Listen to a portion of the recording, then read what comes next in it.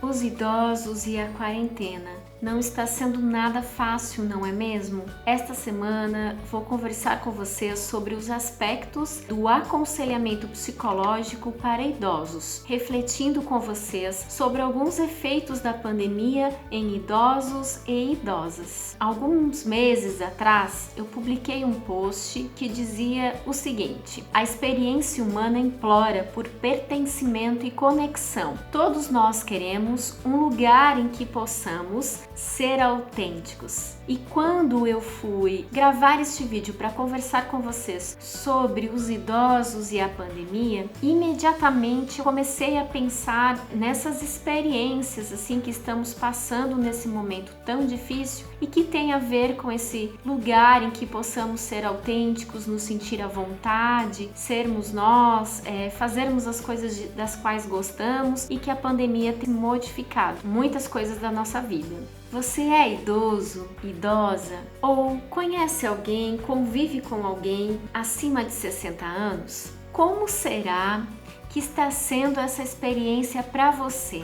Que dificuldades, que desafios será que você está enfrentando? De que sente falta? Do que sente saudade em meio a essa pandemia? É um período muito difícil e desafiador mesmo. Nós, como profissionais de saúde, temos uma lista de orientações que podemos passar para as pessoas idosas, idosos, sobre manter a qualidade de vida neste momento de pandemia. Mas antes de eu citar sobre isso, eu sinto que preciso estabelecer uma conexão com você, idoso, idosa que está me assistindo. Eu, na minha condição de pessoa, por mais que eu estude sobre isso, a nível de experiência de vida, mal posso imaginar como deve estar sendo para você, idoso, idosa, passar por este momento, Tem algo que marca muito para mim quando eu atendo idoso, idosa, que é a sua busca, por manter a sua autonomia diante das perdas que vamos tendo, a nível do corpo, a nível da mente, a autonomia de ir e vir, de fazer as suas coisas, as coisas das quais gostam, É um dos maiores medos de perda que eu tenho observado na minha prática. Não é nada fácil para nós reconhecermos que estamos envelhecendo, que o nosso corpo está mudando, o nosso organismo está mudando, seja a nível biológico, cognitivo, psicológico, fisiológico, e muitas vezes, a perda de autonomia vai estar vinculado a essa consciência de processo de envelhecimento que nós passamos. Quanto mais conscientes nós estivermos, do nosso processo de envelhecimento, e na medida que nós conseguimos conversar com os idosos sobre esse processo que está também acontecendo com eles, melhor será para a nossa saúde mental. Se tem algo que eu posso dizer sobre o cuidado com a saúde emocional nesse tempo de pandemia para idosos e idosas, vai ter muita relação com esse processo de reconhecimento desses sinais de envelhecimento e também com esse processo de garantir ao máximo possível a autonomia do idoso. Então, a primeira coisa, seria garantir a autonomia do idoso, que ele te diga, que ele esteja presente neste processo para desenvolver junto contigo estratégias de autocuidado para com ele. Então, que ele possa, construir junto, participar desse processo de encontrar como ele pode se cuidar, o que faz bem para ele, que atividades ele pode continuar fazendo e como, e que o protegem tanto do risco de contaminação pelo vírus quanto por outros possíveis adoecimentos que isso tudo pode causar, como por exemplo o excesso de notícias, de informações, que podem deixá-lo com mais medo, mais apavorado, com maior insegurança. Então a primeira coisa é garantir a autonomia do idoso, que ele te diga o que faz bem para ele, o que ele gosta, o que é possível fazer, construa com ele, né, as estratégias de autocuidado, e que nessas estratégias de autocuidado se invista nas possibilidades e garantias desta autonomia dentro do que seja possível para ele, que seja possível onde ele mora e com quem ele está, de desenvolver. Além dessas estratégias de autocuidado, ter esse espaço, né, que você possa ajudá-lo e ajudá-la a fazer esse reconhecimento das transformações que estão acontecendo, tanto a nível do corpo, fisiológicas, quanto a nível psicológico. É natural neste momento de pandemia que os idosos, assim como a maioria das pessoas, estejam a nível emocional passando por um aumento do medo, um aumento de ansiedade, um aumento dos casos de depressão ou de uma tristeza maior, muitas vezes ocorrendo aí um isolamento, o idoso não querendo contato. Então é importante fazer esse reconhecimento tanto a nível fisiológico, psicológico, de transformação que a idade desenvolve no idoso, como também essas reações emocionais que são naturais diante de uma situação inesperada e adversa, como a pandemia, que os idosos vão estar sentindo. Então, fazer esse reconhecimento junto com ele é importante. Ajudá-lo a reconhecer também, por exemplo, que atividades ele fazia e hoje já não pode mais realizar, não do mesmo jeito que ele fazia. Então, ajudá-lo a reconhecer as suas limitações, como ele está hoje, o que ele está sentindo, pode auxiliá-lo neste momento. Um segundo ponto que eu posso dizer para vocês, né, é diminuir a intolerância e o preconceito acerca do envelhecimento, né, do avanço da idade. Eu convido você a refletir comigo, né, sobre as possibilidades do idoso vivenciar da melhor forma possível a sua idade, esse jeito de ser, com as suas limitações e novas condições que ele vai estar tendo. Quais são os espaços que você, idoso, idosa, tem para falar dos seus sentimentos, do que está passando, do que está sentindo, dos seus medos, dos seus anseios? Falar sobre o que está sentindo pode ajudá-lo a lidar e a aliviar essas reações emocionais que surgem aí com essa questão da pandemia. Então é muito importante ter espaços ao qual você possa estar conversando, trocando informações e falando do que você está sentindo. Sobre as orientações em relação à melhora da qualidade de vida do idoso nesse momento de pandemia, eu vou citar algumas que foram desenvolvidas por especialistas da Fiocruz e que estão descritas também numa cartilha que está disponível na internet, que se chama, Saúde Mental e Atenção Psicossocial na Pandemia do Covid-19. Recomendações aos trabalhadores e cuidadores de idosos. Então eu vou citar algumas orientações que estes especialistas nos dizem a respeito da qualidade de vida ao idoso neste momento. A primeira dela é da importância de se manter as conexões sociais.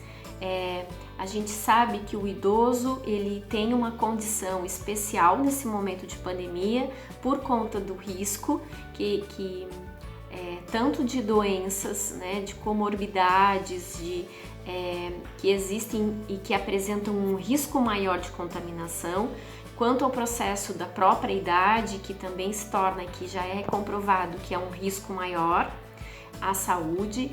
Então, o idoso ele está numa condição muito especial. Nós precisamos ajudá-lo a manter as conexões sociais. Eles vão precisar sim ficar num distanciamento social dentro das possibilidades possíveis, com a ajuda dos familiares, é claro, e vamos precisar ser criativos neste momento para manter essa conexão, conversar, ligar, fazer videochamada, estar atento aos sinais, aos sintomas que podem estar aparecendo neste idoso, nesta idosa, uma questão bem bacana assim que pode ser feito é resgatar fotos, contar ou relembrar fatos marcantes da história de vida, da história familiar, manter-se em contato com este idoso é muito importante para a saúde mental dele. Talvez nesse momento, então, ele não vai poder estar em contato com os netos, as netas, mas de que forma pode estabelecer essa ligação, esse contato, né? Pode ser por videochamada, onde se consegue se ver, né? Ver o netinho consegue ver o avô, a avó. Então é importante ser criativo e criar estratégias de conexão nesse momento, né? Outra situação que eles nos sugerem, né, também é oferecer ou então criar atividades. Por exemplo, né, o que ele pode assistir, que músicas que ele gosta de ouvir, que talvez faz um tempo que não escutava. Tem como acessar e ajudá-lo, né, a ter o contato com isso? Leituras, resgatar possibilidades que talvez o idoso gostava de fazer, mas depois de um tempo parou de fazer e que pode retomar, como pintura, tricô, crochê, enfim. Várias atividades que ele gostava de fazer, talvez não fazia mais, ou até novas atividades que podem ser inventadas, que podem ser criadas neste momento, com a ajuda do idoso, porque é ele que vai te dizer o que vai fazer bem para ele, o que pode dar prazer para ele neste momento. Outra orientação que os especialistas nos dão a base, né, para trabalhar com os idosos, mesmo dentro de casa, procure um local que possa pegar sol, possa fazer também atividade física, caminhadas, pequenos exercícios dentro das possibilidades desse idoso que podem ser feitos. Outra questão importante é a proteção em relação ao consumidor idoso. Por exemplo, é importante que os familiares consigam estar atentos ao que o idoso está recebendo de ofertas, de ligações, né? Tá bem comum acontecer os famosos trotes, né? A pedido de dinheiro, enfim.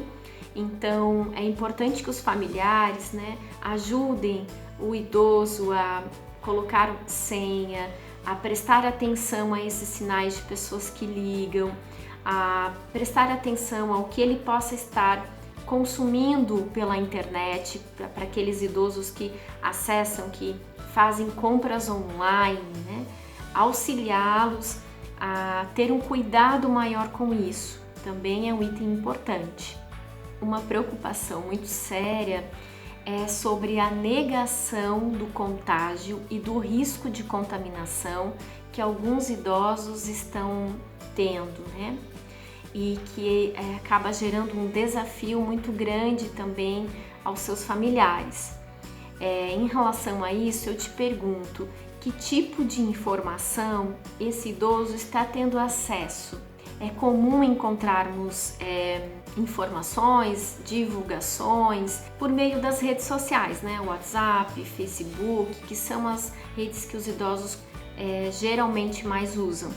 Só que essas informações têm uma grande probabilidade de serem falsas. E tem aí, junto a isso, então, uma grande probabilidade que os idosos façam essa leitura e acreditem nessas notícias. Então é importante sempre ficar atento a que fontes de informação o idoso está tendo. É uma fonte segura, científica, ou são produções de pessoas, produções sociais, fake news que ele está seguindo?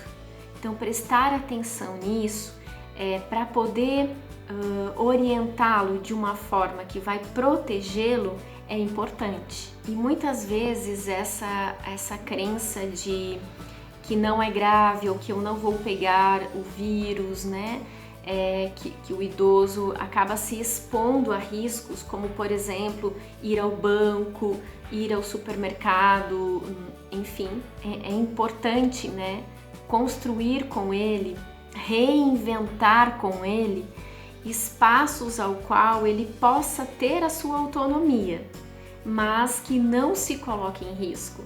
Então, às vezes o idoso ele acaba fazendo as mesmas atividades que ele fazia antes da pandemia, porque ele reconhece aí que tem a sua autonomia de ir e vir. Então, nós podemos auxiliá-lo a reconstruir, a identificar outras formas dele seguir tendo a sua autonomia, mas que não o coloque em risco, que não o coloque diante do risco de contaminação do vírus. E aí nos cabe ser criativo, né? Tentar algo novo, construir com ele algo que faça sentido para ele e que garanta, ou que pelo menos garanta o mínimo de sua autonomia. Sei que é desafiador para todos nós, e para o idoso e para a idosa, com certeza também vai ser, por estarem numa situação de risco, né, no grupo de risco, se torna muito mais complexo. Mas também penso que temos muito para aprender com a experiência de vida de cada idoso, de cada idosa. Se nós estivermos abertos a ouvi-los, se nós estivermos abertos a ter essa aprendizagem. Esse é meu recado para vocês neste momento de pandemia em relação aos cuidados e como podemos auxiliar o idoso e a idosa neste momento.